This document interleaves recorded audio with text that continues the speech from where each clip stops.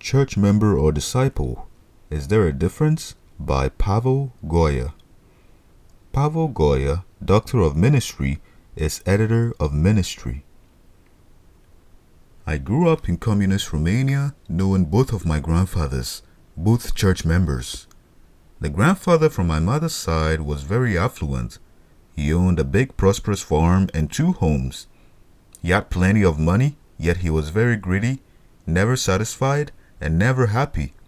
Easily angered, he punished anyone for any little infraction. The grandfather from my father's side was a carpenter with modest means.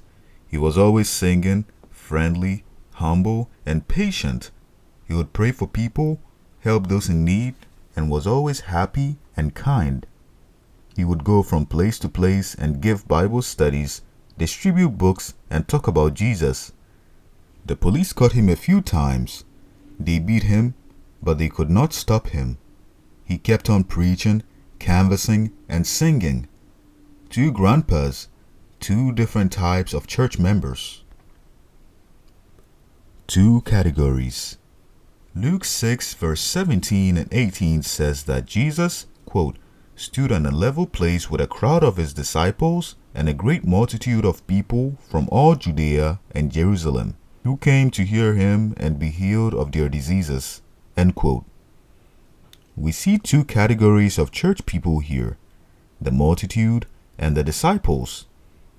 The multitude are church folk from Judea and Jerusalem who go to the temple on the right days to worship and bring sacrifices. They go where Jesus is to see a miracle, get bread and fish, and be healed. They attend church when they ought to, sing, quote, kumbaya, end quote, when they are supposed to, and even do some sacrificial things when it doesn't affect them much. They want to hear a good sermon and be healed, blessed, fed, served. They want to receive, consume, and benefit. The disciples, on the other hand, don't just go to the temple once a week. They follow Jesus everywhere, daily. Following Jesus' example, they serve, work, give, and sacrifice. They are not necessarily looking for a blessing. They are there to bless others.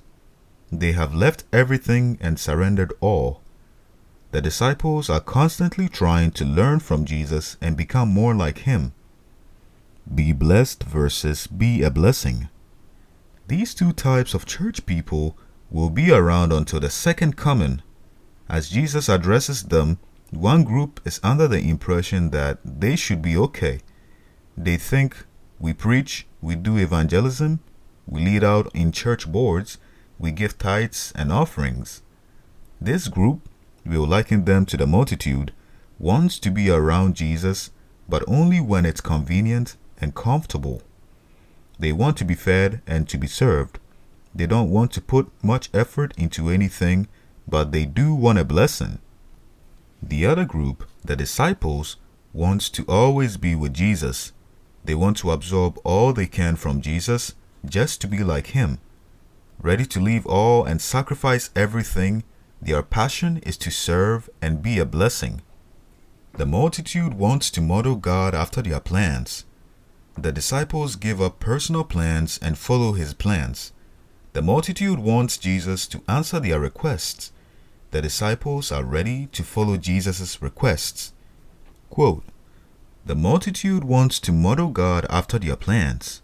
The disciples give up personal plans and follow his plans. The multitude wants Jesus to answer their requests. The disciples are ready to follow Jesus' requests. End quote. Which are you? The practical question is, are you a disciple or part of the multitude? How much are you willing to surrender? The things you have a hard time giving up are the things that limit God's work in and through you. To the degree you are willing to surrender, to that specific degree, God is willing to control your life and bring heavenly results. He who wants to save his life will lose it, and the one who is willing to lose it for God will save it. There is nothing wrong with receiving a blessing as long as you keep passing it on, giving it away, and sharing the blessings with others. But if you're a part of the group that has a hard time fully surrendering all, fully committing, and joyfully serving, you won't grow and God won't know you. Follow the leader. As a leader, you cannot expect the people you lead to fully commit to God if you don't fully commit. You cannot expect them to get to a specific point if you aren't there yourself. They follow the leader, you. Jesus is coming soon indeed. God is calling you and me to seriously search our hearts and make sure we belong fully to Him, not only in action, but fully living for Him. We are called to know Him, love Him, and fully commit to Him. If you want results, you need to fully surrender. The time is short. Jesus' true disciples follow Him everywhere and live like Him and for Him. Be a disciple. For bibliographical and biblical references on this article and for much more content for pastors and church leaders, please visit ministrymagazine.org.